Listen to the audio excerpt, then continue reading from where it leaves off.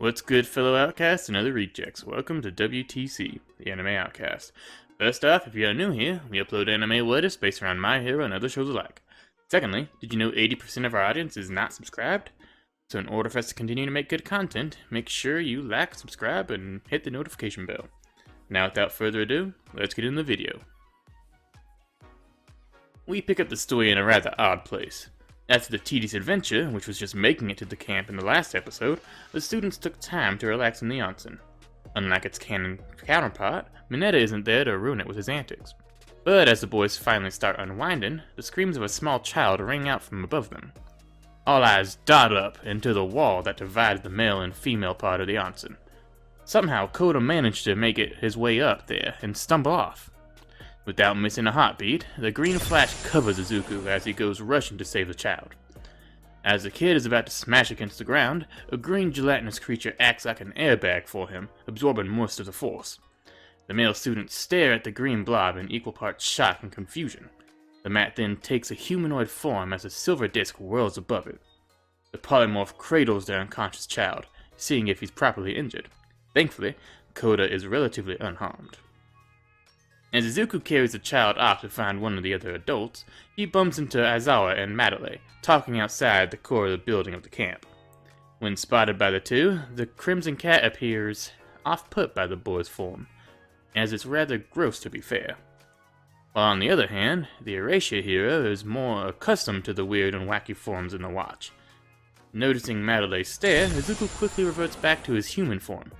He had gotten into a bad habit of staying in his alien form when not doing anything related to them. Oh, sorry to interrupt, but Koda was up on the wall in the onsen for some reason, and he fell off it, but out cold, but unharmed. Explained the changeling, handing the boy over to his aunt. Then, he is brought to the main building, where he learns the truth about Koda and his tragic past. So as the morning comes, the students start their grueling week of training. Most people stay to their canon workout, except for Deku and Bakugo. The latter would still be plunging his arms into scalding hot water to expand his sweat glands, but he would partake in Taiga's drills in between. As for Izuku, he goes through exercises based on our copying the ones his peers are doing. This ranges from running laps around the camp as Alpha X, like Ida would have, to upgrading the battery Kaminari is running his electricity current through to help Overdrive cope with his stress. We're not going to go into every training, but know that there's one for each alien. Now, this brings us to an odd topic for discussion. Will this training actually help Izuku? For the most part, not really. We sort of touch upon this during the sports festival, but with how the Omnitrix works, it's tough to improve its forms as they are the prime examples of their respective species. However, they're only the prime version of the species relative to Izuku's age. For example, whenever he transforms into Extra Might, he's the best possible 15-year-old of that species, meaning he lasts the tucks the older Tetraman have and their levels of strength. However, there is one thing that can and will get enhanced by this. The thing linked between Deku's forms is stamina, as it directly tied to his own. Also, Taiga and Aizawa would focus on teaching Izuku self-defense and other combat techniques for use in his human form. Ojiro would also assist in this, as he comes from a martial arts background. The moves would be akin to MMA and Judo style of takedowns, with some kickboxing mixed in for good measure. As the day proceeds, Izuku finds himself more and more interested in the enigma that is Koda Izumi. So when he comes time for dinner, he sneaks off to talk to the kid. When our hero meets the young boy on top of the stone hill, he offers a friendly smile and a plate of curry. But Koda brushes off the food and warms introduction by yelling at Izuku, demanding to know how he found him. Oh, one of my forms can blend into trees. I hope you don't mind, but I used them to follow you up here. Deku mutters as he goes to walk closer to the child, only for him to backpedal, almost like he was afraid of him. Seeing as he couldn't physically get close to the boy, Izuku tries his other plan, mentally.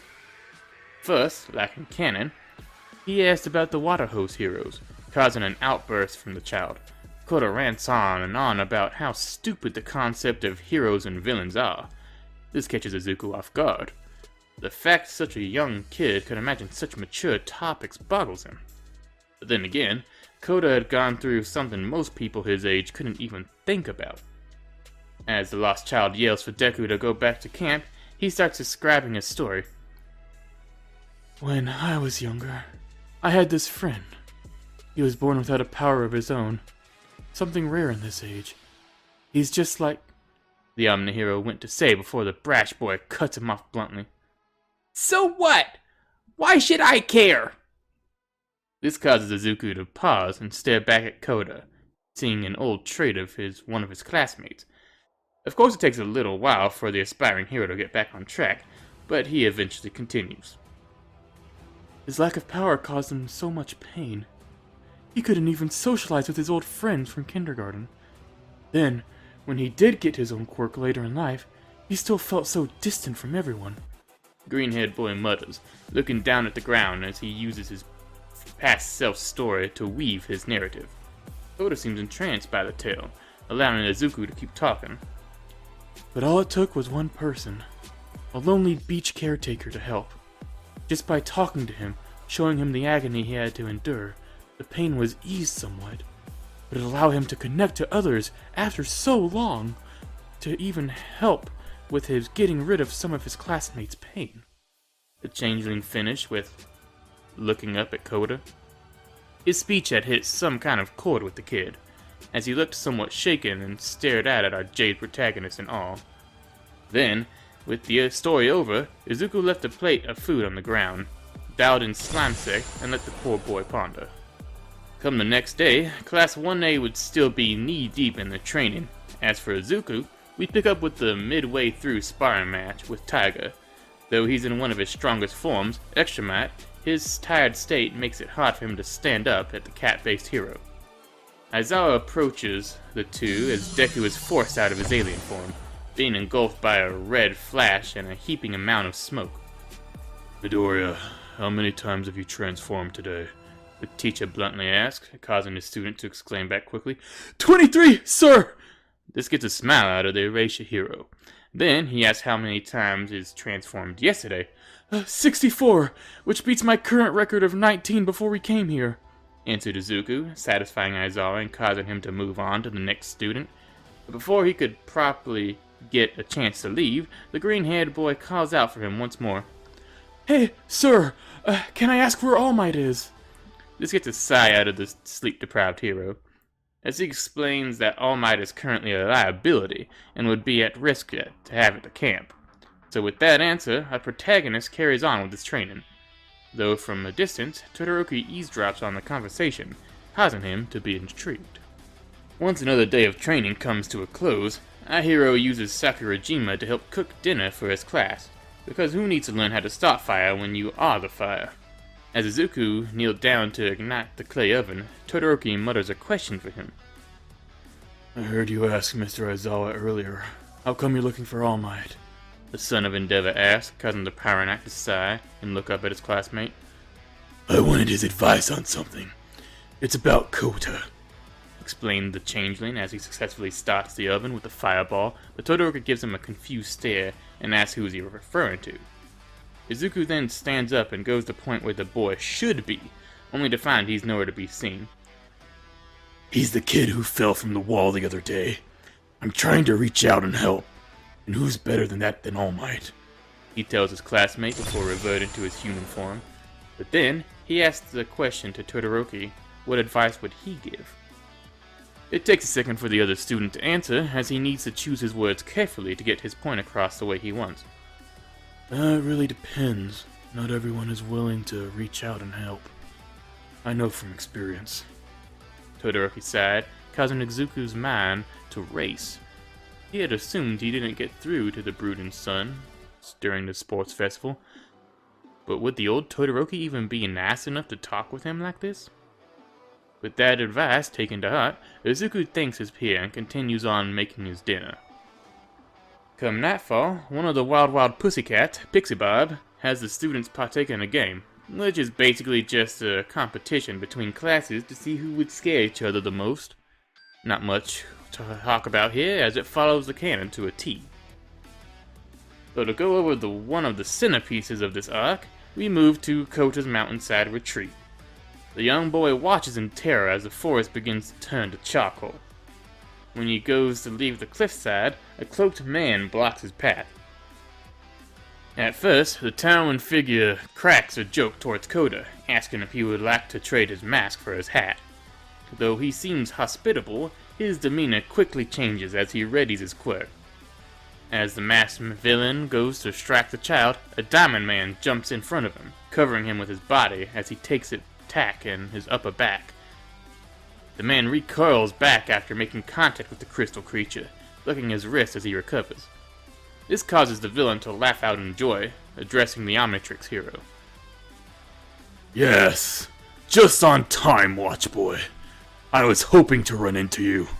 Izuku tenses at the thought of the man's line, knowing he knew about the Omnitrix to some extent. Then, the alien calls out his aggressor, trying to buy time to find an opening for Koda to run. Tell me, why are you villains here? Haven't you pestered us enough? But this only causes the villain to laugh, even more as he discards his cloak and mask. This reveals him as Gota Imasuji, aka Muscular.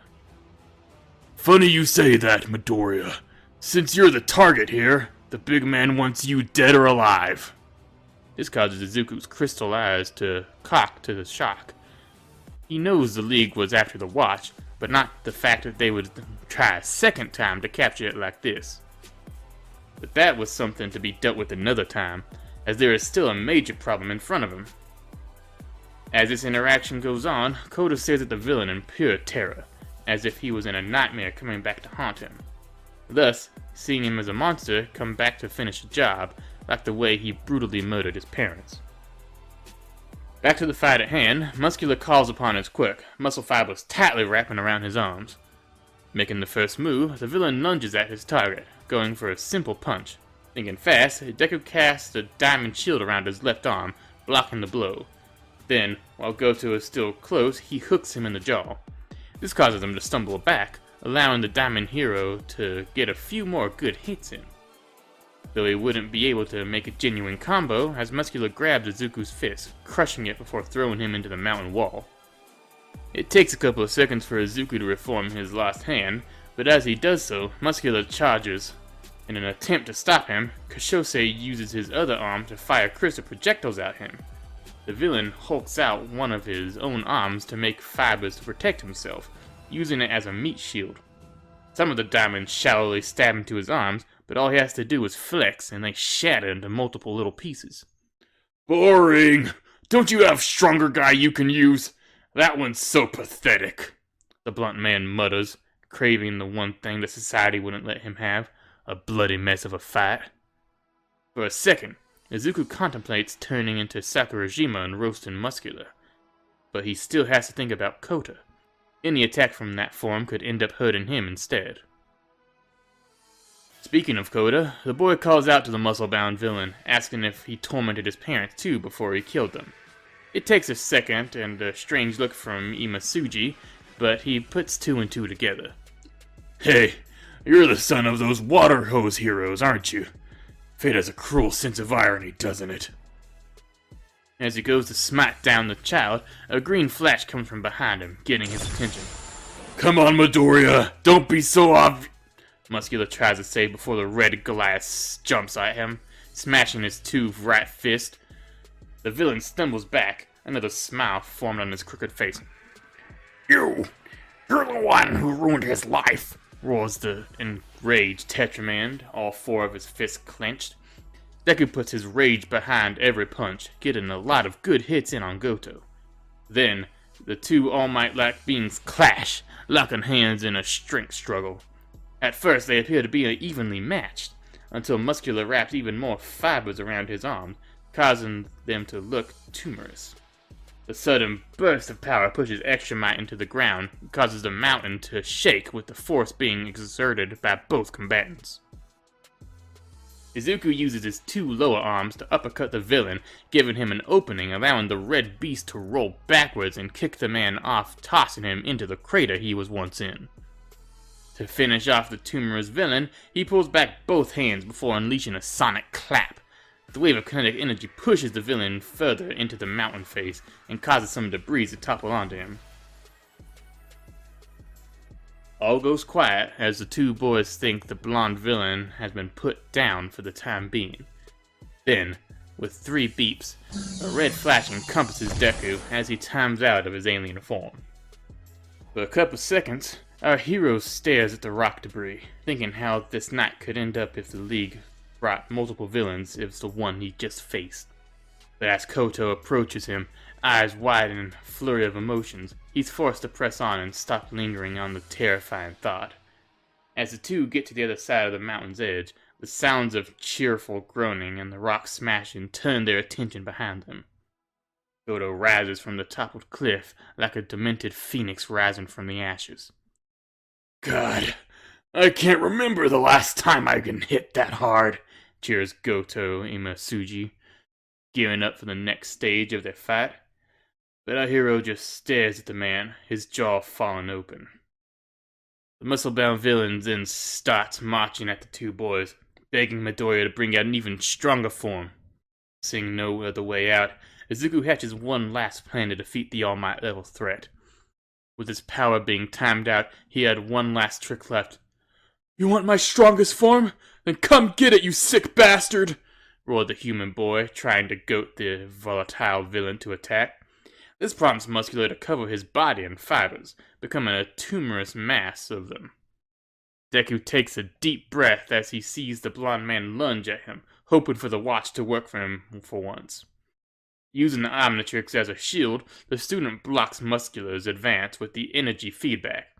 As the red tumor makes contact, a green charge of energy covers the young hero as a destructive barrier.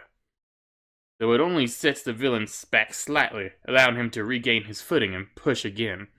This has the adverse effect, allowing Goto to get the advantage and push Izuku to the ground.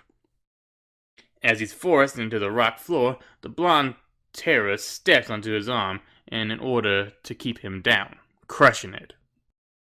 As the Omnitrix struggles to keep back the rampaging villain, Izuku closes his eyes and apologizes to everyone in his head, his mother, All Might, Bakugo, even the creator of the Omnitrix, whoever that may be.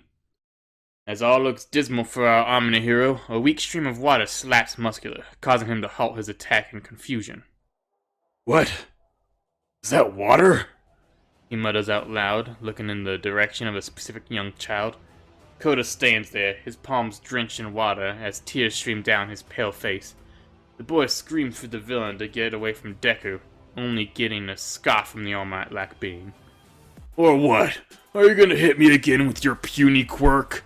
Muscular asks, mocking the frightened Koda.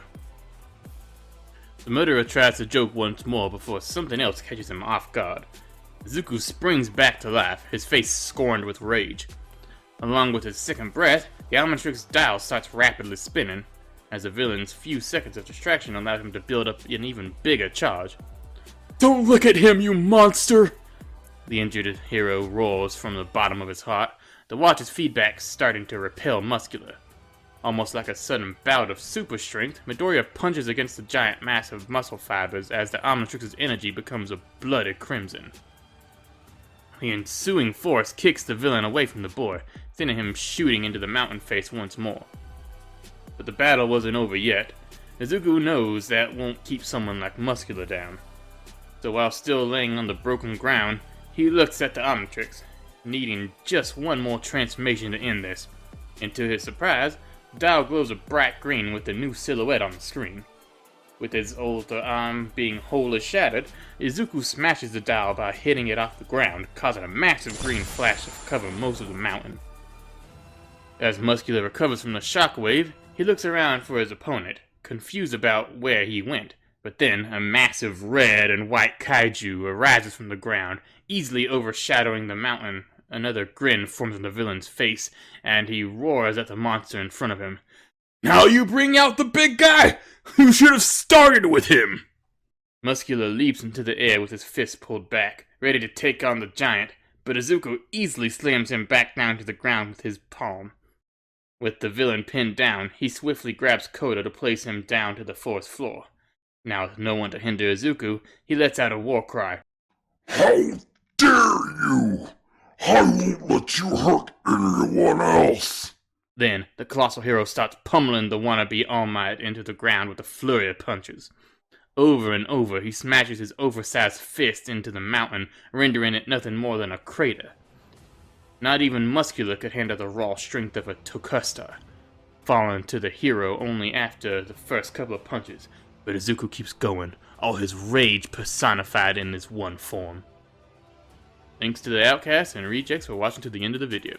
If this video gets 80 likes in 2 weeks, we'll continue this series. Other than that, if you have any questions about the series or channel, sound off in the comments or feel free to join our Discord. Thanks again. Did you have a stroke right here? Do you what you want here, Claw? Alright.